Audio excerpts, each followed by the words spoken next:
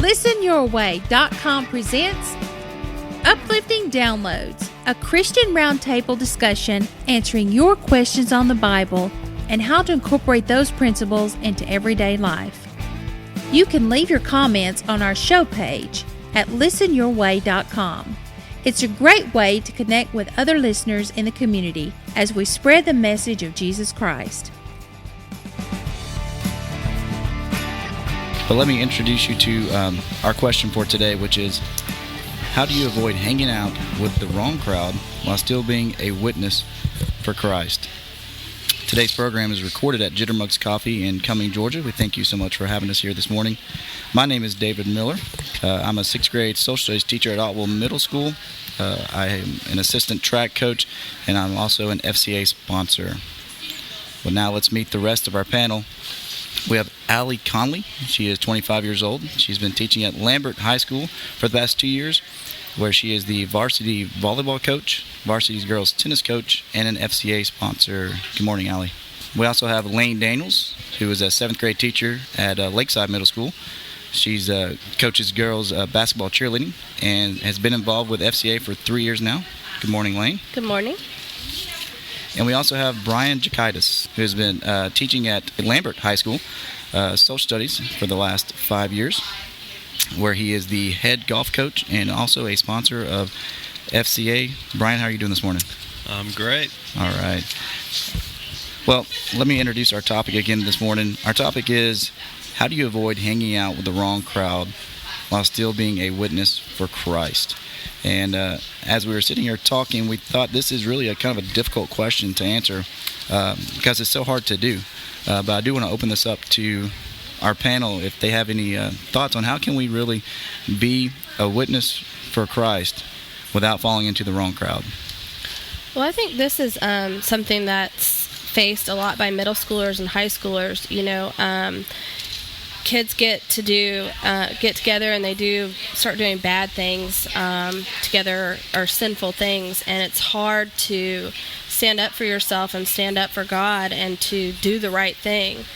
But I think one of the most important things is that if you are a believer in Christ and you stand up, you can set an example for those around you, and you don't necessarily have to talk down to the group that's doing something wrong or the people that you're hanging out with. But just by leading your own life in a godly manner, I think sometimes is a good enough example that some people want to talk to you or approach you. But it's hard. It's hard being in high school. It's hard being in middle school. Yeah, I would agree. It's hard. This is a great topic because, one, it's a tough one to follow through on, to get an answer on. But if we do get it and live it, man, I think it can have a big impact.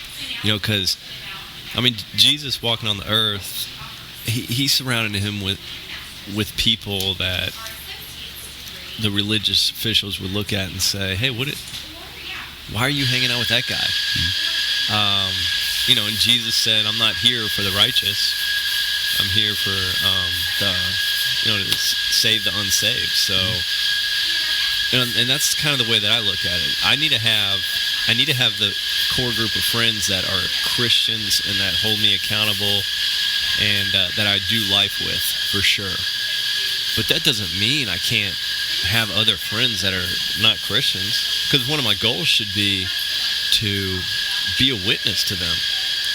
But now, I personally believe you can't really get too close to those people. They definitely can't be your inner circle, because some of y'all probably heard the saying, you know, you lay down with dogs, you're bound to get fleas.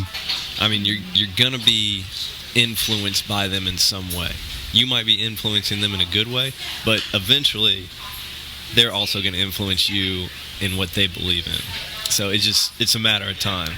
So yeah, be friends with them, be a witness, hang around with them, you know, but you got to have your inner circle of Christians that hold you accountable and question what you're doing and make sure you're on the right path. So I think that, for me, that would be the way to go about that.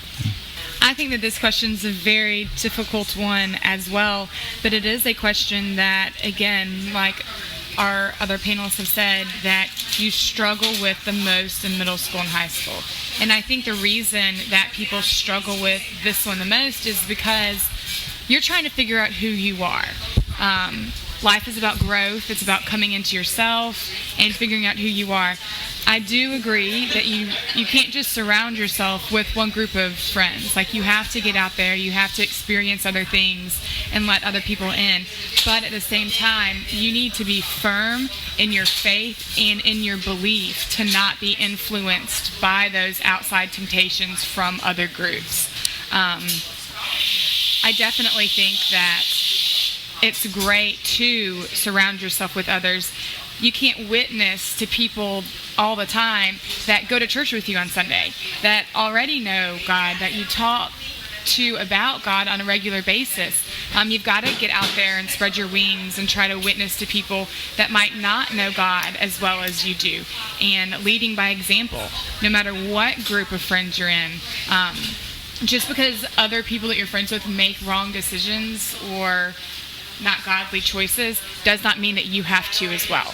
You can set that example, but in order for you to be able to set that example, you have to be strong and comfortable in your own faith, or you will give in to the temptations of others.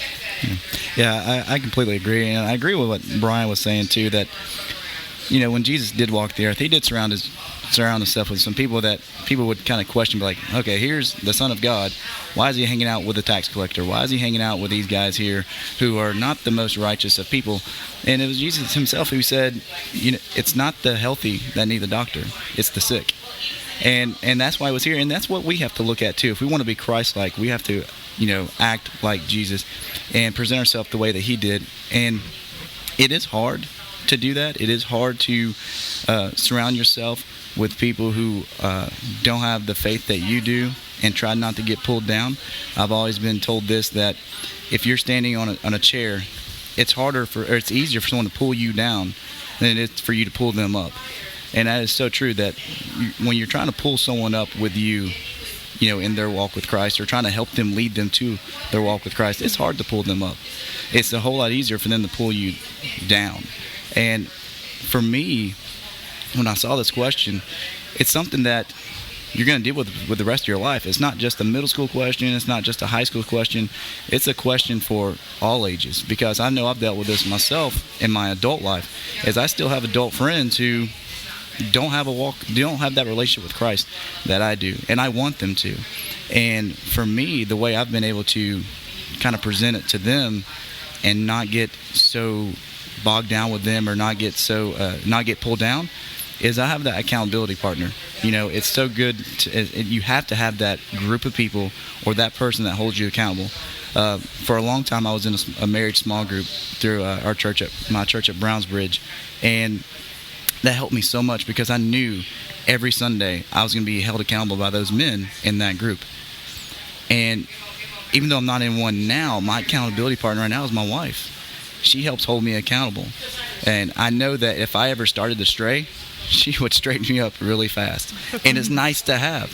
I mean, you really need that person to remind you when you're really trying to help someone else in their relationship with Christ. You need someone to help you out too. And we need that support. And I think that's the biggest thing that we need, is accountability partner. And just don't do it alone. Don't go and talk with your friends by yourself. Have someone else to come with you, and y'all can confront them or talk to them, and just get the conversation out there. And that'll help you keep accountable, and it'll help you from getting pulled down with them, because it is so hard. It is something we're going to deal with for the rest of our life. So. I think, too, like with high schoolers, especially, if there's a situation where, part of being a Christian, I think, is that we are supposed to witness. We are supposed to bring others to Christ to be saved, either by example or by talking, just being a friend and being there. And I think, like what you were saying, David, is if you have an accountability partner, or you have a group or somebody that can kind of keep you grounded, if you can build those connections with the quote-unquote, people who aren't leading necessarily a godly life, I think that's awesome. And invite them to an FCA event. We have the Fields of Faith, and that's an awesome opportunity for some people who aren't saved to come and see how Christ can work in your life, Mm-hmm. Agree. Also, I would like to, don't get frustrated. Because I have friends in my life who I want them so bad to start that relationship with Christ. And when they don't, and it's been years and years and years, you get frustrated. And sometimes you turn that frustration toward God. And that's not where it's supposed to be, because, it's kind of like I said at the beginning, God has a plan, and He sees the entire picture. We don't. And it may not be now when that person accepts Christ. It may be years down the road. I may never see it, and that's okay. But don't get frustrated and get bogged down, because I have an issue right now with one of my friends who is the same way. I'm trying to help them in their relationship with Christ, and it's been years, and it gets frustrating after a while. But I think you have to remember God is good, and He will reign supreme over all, and His will be done. It may not be what I want Him to do, but God's plan is perfect, and I have to keep that in mind. And I can just be a steward for Christ and live my life the way I'm supposed to, and help others in their relationship. And sometimes it doesn't even have to be this huge, godly talk that you have with somebody. Sometimes it can just be a kind word that in some way starts the ball rolling, is that you've influenced that person just a little bit. And the next person that comes along might influence them just a little bit more, until one day they finally accept Christ. We actually had, several years ago, we at church, they gave us this challenge to start praying for people in our lives that we knew that were not saved. And this was like 3 or 4 years ago.